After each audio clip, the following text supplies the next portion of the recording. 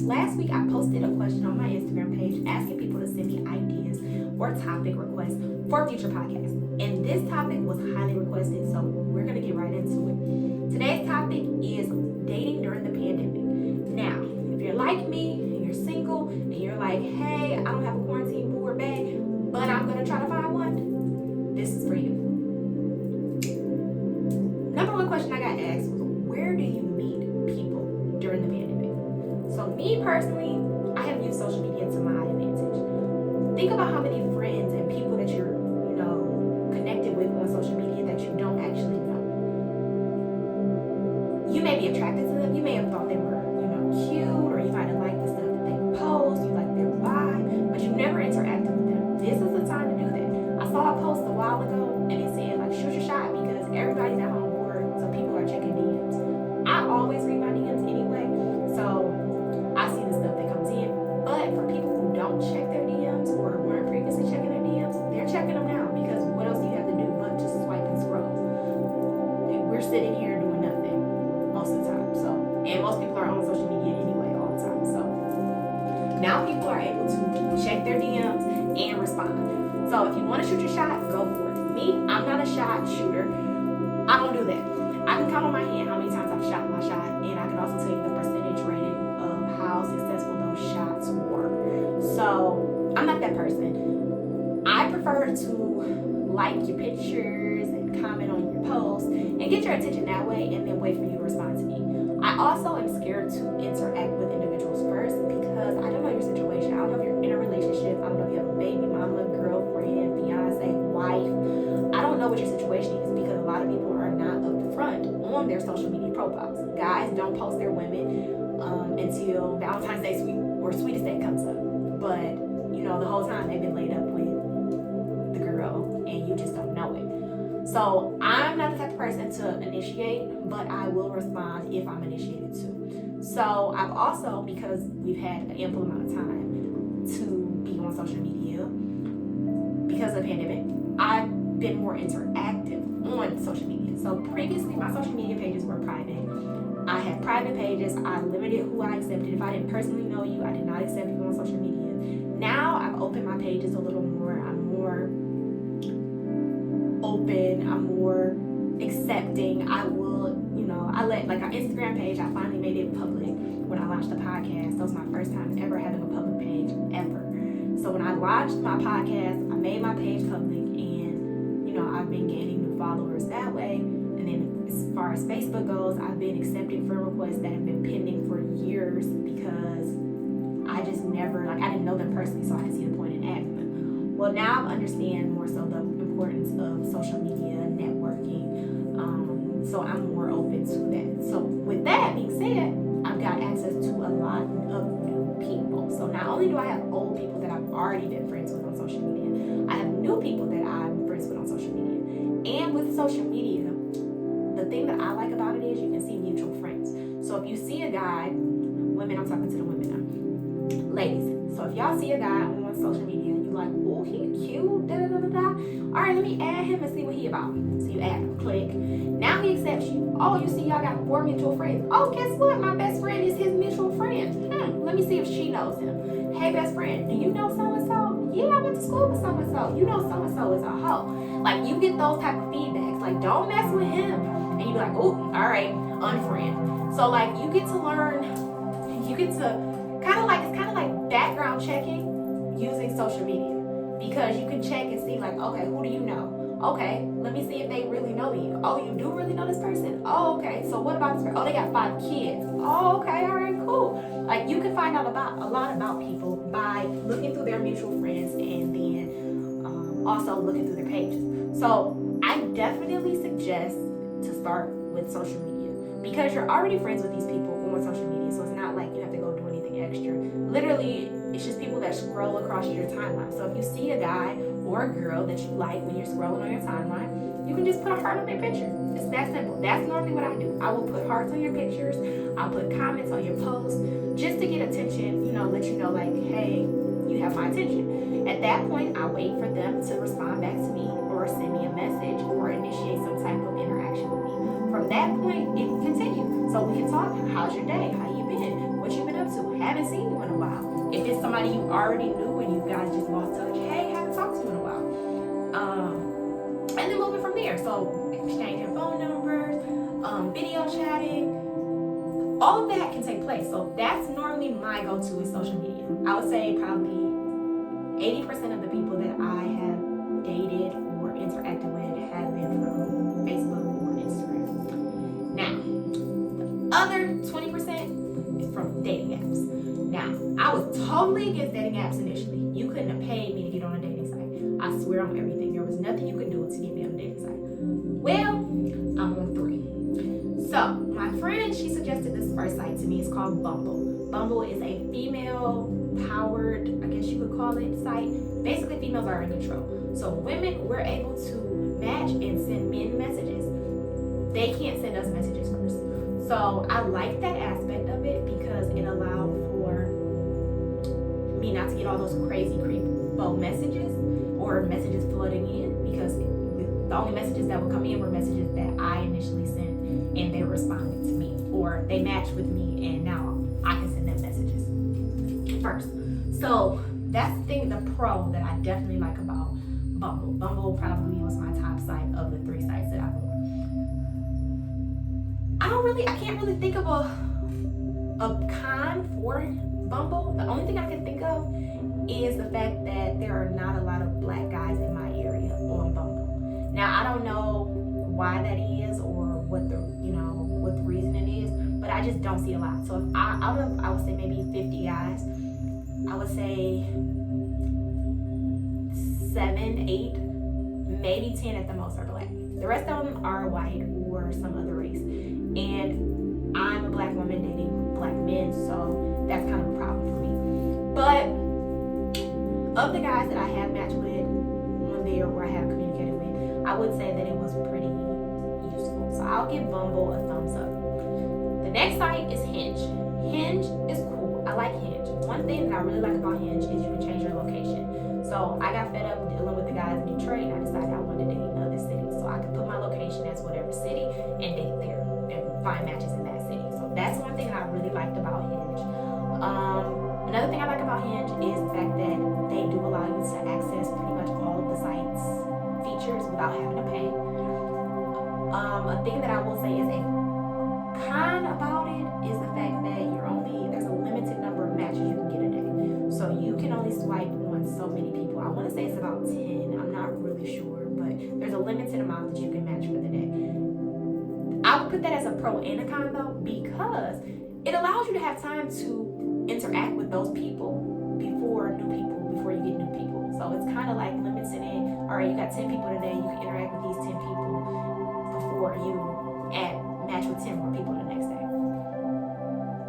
The only thing that I would say about Hinge, and this is just a me thing, but I have heard from other people that they've had similar issues. I don't get notifications on Hinge. I don't know what it is. No matter how many times I turn on my notifications or turn off my notifications, I cannot get notifications to come in. So it's not communicating in real time, at least on my page, because of the fact that my messages don't come in as they should be. Other app that I use is called Black. It's BLK.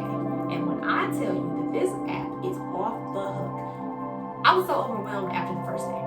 And I've definitely learned that quality is better than quantity, because I had 100 matches on the first day, and when I went through and actually interacted with some of them, I had homeless guys that just got out of jail, guys with 6 kids, guys with no jobs. There was a lot going on that site. It was a whole lot. So yeah, I got turned off really quickly. I probably still have a good 500-600 messages on there that I've never read, because it got so out of hand. Because you just swipe, like it's just simple. You just see the pictures, you read a little bio, swipe, swipe, swipe, swipe, swipe. So I was just swiping, like swipe, swipe, swipe. Next thing you know, I got messages from all these people. And it was no way I could go back and read all those messages, nor could I keep track of who I'm reading messages from, or it was just a lot. It was just a whole lot. So I don't really recommend Black. I don't know. Some people like it. I don't know if it's a hookup site, because like I said, I just found out about it, so I'm not sure how it works. I'm not trying to hook up with anybody, so yeah. I'm gonna give Black a thumbs down. So Bumble and Hinge get thumbs up for me. Black gets a thumbs down. Now, Next question I got asked was, when you date online, how do you actually go about dates? Like actually going out on dates? What do you do? So you have to get creative. I'm gonna say that. That's the biggest key, is being creative. I know for me personally, I will engage with you if I met with you on Instagram, Facebook, or one of the little dating sites. We'll engage on those sites for a while. So maybe like a couple weeks or so. At that point, we can transition. If you're on a dating site, I'm gonna transition you over to my Instagram page. You can add me on Instagram and then we can talk on there. We can video chat, we can do all that. At that point, if we do exchange phone numbers, now we're talking on the phone, we're FaceTiming. I'm getting to see your daily, schedule, like routine or whatever you do on a daily. You get to talk to me. We're able to interact and get to know each other better. Now we're at the point where, all right, now I want to see you. Like, we've been talking on FaceTime for weeks now. When am I going to see you? What do we do? Because it's a pandemic. You have to get creative. You have to get really creative. And that's probably the biggest question that people were sending me, were how do you do, like, what dates do you go on during the pandemic? So in the summer it's easier because you go to the park. Now that it's cold here, nobody's just trying to be outside doing nothing. So I would say getting creative. Virtual dates are still an option. I know some people are still virtual dating, where you get food, they get food, you guys FaceTime and talk to each other. But if you're like me and you actually want to be in that person's space to actually see if the vibe is there, because it's one thing to have the vibe on FaceTime, but to actually have a vibe when you're together is a totally different thing. So if you want to get to that point, it's like, all right, so now what we doing? Well, me personally, by the time I'm actually getting ready to meet somebody, we've talked for a while. So it's no thing for me to pull up at your house. We can sit outside in the car and talk, or we can pull up, go for car rides. I love car rides. Or we can plan some type of like outdoor activity. Like I said, right now with it being cold, it's kind of limited. So it'll be interesting. Maybe I should do a follow-up later on in a couple weeks and explain some ideas or things that come to mind. But those are just, how I go about it. Like I said, I will interact with you long enough before we actually physically meet. So it's more of a comfort level at that point, where you're not worried about the person being a psycho, because you've been talking to them for a while now, so you know that they're not. Now, with that being said, I will also give disclaimers. Safety is very important when you are dating, whether it's on Facebook, Instagram, or dating sites, or a person you meet on the street. Regardless of who you meet, you need to be safe. So yes, you need to be safe, wear your mask, 6 feet, all of that, but you also need to be safe as far as yourself, like just being safe. So make sure if you're going out on a first date with somebody, you let somebody know where you're going. Let somebody know who you're going and share your location. I know me, I have a friend, he's a police officer. So anytime I go out on a first date with someone or meet someone for the first time, I send him my location, tell him who I'm going with, where I met him from, just in case I need, him to find me, or if something does go wrong. Another thing I would also suggest is just letting people know, where you're going. Have them check in with you, so that, hey, call me, I'm going on a date. Call me, my date's at 8, call me at 9:30, and just to check on me and make sure everything's good. That also can be your out. So if it's not going good, you can use that as an out call. And if it is going good, then you can just say, hey, yeah, I'm out on a date, I'm gonna hit you when I get home. So just to be on the safe side for that. Also making sure, like, if you're not comfortable with someone, don't let them know where you live at. Obviously, don't have them come into your home. Don't get yourself in any situation where you could be stuck. So me personally, I don't allow guys on first dates to pick me up, because number one, I don't want you to know where I live, and number two, I don't want to be stuck depending on you to get me to or from wherever we're going. So I personally will meet you wherever we're going, and we can go from there. But those are just some of my safety tips. Letting me know your intentions up front. I think that's also very important. Me personally, when I meet guys, they ask me what I'm looking for. Am I looking for something casual? Am I looking for a relationship? What am I looking for? I let them know up front. I'm looking for a relationship. I'm looking for somebody to build with. I'm not looking for hookups. I'm not looking for a casual relationship. I'm not looking to have sex with you. So when you let your intentions be known up front, there should be no shady business on the other party's part, because they know up front, hey, she said she's not having sex, so I'm not even about to try that. Or, hey, she said she's not looking for something casual. If you tell somebody that you're not looking for something casual and they're looking for something casual, most of the time they're going to exit anyway, because they're not going to continue to put in the effort to something knowing that it's not what you want. I had a situation, like I said, I think I might have talked about it before, but he he wanted me to be a side chick. There's no point. I told him I was looking for a relationship. He was already in a relationship. I'm not gonna be your side chick. So at that point, there's no point in us continuing this conversation. He wanted to continue trying to pursue me to be a side chick, but I'm not going for that. So that's just something that you can, let it be known. Let your intentions be known up front. Let them know, hey, this is what I expect. Just let your intentions be known up front. Like, that's really important. And also ask the intentions of the other party. So ask the guy or girl, whoever you're going out with, hey, what are your intentions? Are we just going out for the purpose of, something casual? Like, what's our intentions? Like, I think if everybody told their intentions up front, then it would be so much easier. But people like to play games and don't want to let their intentions be known. So that's why dating is so complicated right now. But yeah, so that's pretty much how I've been dating during the pandemic. Like I said, social media, dating sites, talking on the phone, FaceTimes, and then finally meeting the person in person, making sure taking all safety precautions, let people know where you're going, where you're going to be, what time you're going to be home, and then also maintaining 6 feet of distance, wearing masks, not being in close confinements with other individuals, trying to do things outside, and just being creative. Like, we're in a tough time right now. This is a pandemic, I understand. So now we have to be creative. So if you want to date, if you're single, you want to date during the pandemic, you still don't have your quarantine boo or bae, you can do it. Just make sure to be safe. So be safe, be safe, be safe. Thank you so much for tuning in. I'm so glad that you guys, have been rocking with the podcast. And like I said, if you have any other topics or ideas, send them to me. If you're not following me on Instagram, go follow me. Instagram name is Peace Love Arie, ARIE. And then, we'll have more content coming. I've been working this whole pandemic, working on getting content for you guys, working on building my platforms. And like I said, everything is coming together slowly but surely.